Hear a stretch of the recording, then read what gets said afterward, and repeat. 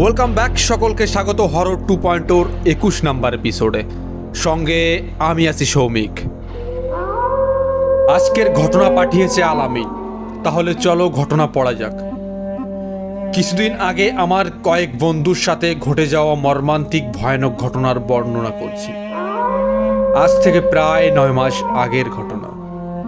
গাজীপুর জেলায় বাইমাইল নামের একটা গ্রামে আমার বন্ধুদের সাথে এই ঘটনা ঘটেছিল। অবিশ্বাসনীয় হলেও ঘটনাটা সত্য। আমরা কয়েকজন বন্ধু ছিলাম আড্ডা প্রিয়। আড্ডাটা হতো প্রতি বৃহস্পতিবার সন্ধ্যার পর থেকে যতক্ষণ মন চাইতো। বরাবরের মতো সেদিনও ছিল বৃহস্পতিবার। আমরা আড্ডা দিচ্ছিলাম, সজল, আমি, রফিক ও তার জ্যাঠাতো ভাই সজীব।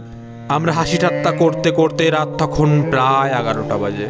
আমরা যে জায়গাটিতে আড্ডা দিই তার পাশেই রয়েছে বড় একটা মাঠ। মাঠের বিপরীত পাশে বড় একটা পুকুর, তার চারিপাশে বাঁশঝাড়ে ভরা। পুকুর আর বাঁশঝাড়টি অনেক পুরানো।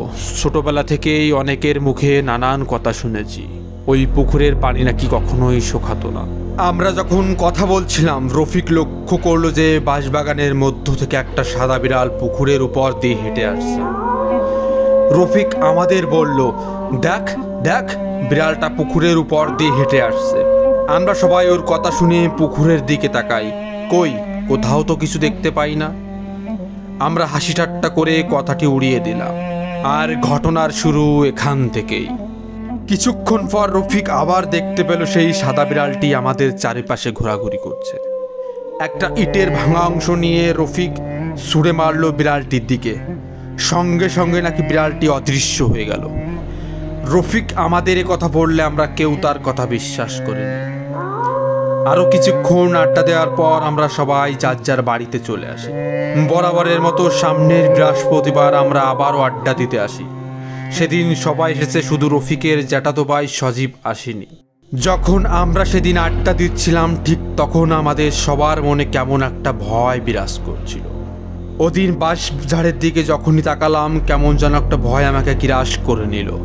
তখন প্রায় 10টা বাজে। ভাবলাম কিছু খাওয়া যাক, কিছু খাবার আনার দরকার। তাই সবাই কিছু টাকা দিয়ে রফিক আর সজলকে পাঠানো হলো বাজারে। বাজারে যেতে হলে একটা শর্টকাট রাস্তা আছে, ওদিক দিয়েই যেতে হবে। রাস্তাটা ছিল একদম সরু ও গুমট বাঁধা একটা গলির মতো। ওরা বাজারে গিয়ে কিছু ভাজা পোড়া কিনে আনলো। আবার পথে রফিক একটা সাদা শাড়ি পরা মহিলা দেখেছিল। তার চুলগুলো হাওয়াতে এলোমেলোভাবে উড়ছিল। এ কথাটি বলে রফিক একেবারে চুপসে যায়। কিছুক্ষণ পর সজল লক্ষ্য করলো তার সামনে দিয়ে কিছু একটা দৌড়ে চলে গেল। সজল ভয়ে রফিককে বলল, তুই কিছু দেখেছিস? রফিক তখন মোবাইল চালাতে ব্যস্ত, তাই সে কিছুই দেখেনি। যখন আমরা খাবার খাচ্ছিলাম, তখন কে যেন দৌড়ে পাশ দিয়ে চলে গেল। আমরা ভাবলাম হয়তো সজীব। তখন সজীবকে ফোন করলাম। সজীব বলল, আমি তো বাসায়। ও বলল, আসতে পারবো না। তার ঠিক 5 মিনিট পর সজীব আমাদের সামনে হাজির। আমরা তো অবাক হয়ে গেলাম, কারণ সজীবের বাড়ি এখান থেকে খানিকটা দূরে। সে যদি দৌড়ে আসে তাহলে তার 10 মিনিট সময় লাগবে। খাওয়া শেষ করে গল্প গুজব করতে করতে রাত তখন প্রায় 11টা বেজে গেল। চারিদিকে যেন একদম নিঝুম অন্ধকার, কোনো শব্দ নেই। সজীবকে কেমন যেন অস্থির অস্থির লাগছে। সব থেকে তার চোখ দুটো অদ্ভুত লাগছিল। আড্ডা শেষ করে আমরা যে যার বাড়ির দিকে রওনা হলাম। তখন রফিক আর সজীব সেই গলি দিয়েই বাড়ির দিকে যেতে লাগলো। আমরা বললাম, এগিয়ে দিতে আসবো? সজীব বলল, কোনো দরকার নেই। আমরা কিছু দূর যেতেই রফিকের চিৎকার শুনতে পেলাম। সঙ্গে সঙ্গে রফিককে ফোন করলাম, কিন্তু রফিক রিসিভ করলো না। দৌড়ে গিয়ে সেই মর্মান্তিক দৃশ্য দেখতে পেলাম।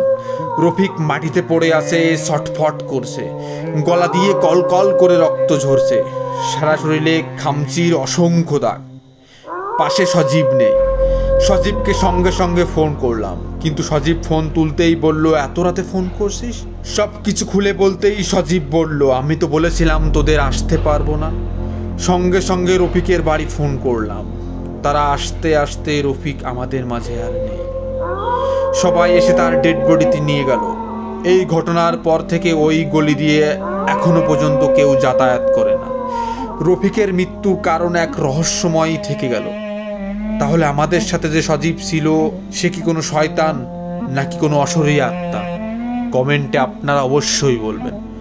আর আমার এই ছোট্ট ঘটনাটি যদি আপনার ভালো লেগে থাকে তাহলে আপনার মুখে আপনার চ্যানেলে এই ঘটনাটি অবশ্যই বলবেন, শুনে আমি খুবই খুশি হব। আজকের ঘটনাটি কেমন লাগলো কমেন্টে অবশ্যই বলবেন। আর ভিডিও ভালো লাগলে লাইক, কমেন্ট অ্যান্ড শেয়ার করে দেবেন। আর এরকম ঘটনা শুনতে চাইলে আমাদের চ্যানেলটি সাবস্ক্রাইব করে দেবেন। দেখা হচ্ছে পরবর্তী এপিসোডে। ততক্ষণ সবাই ভালো থাকবেন, সুস্থ থাকবেন। ধন্যবাদ।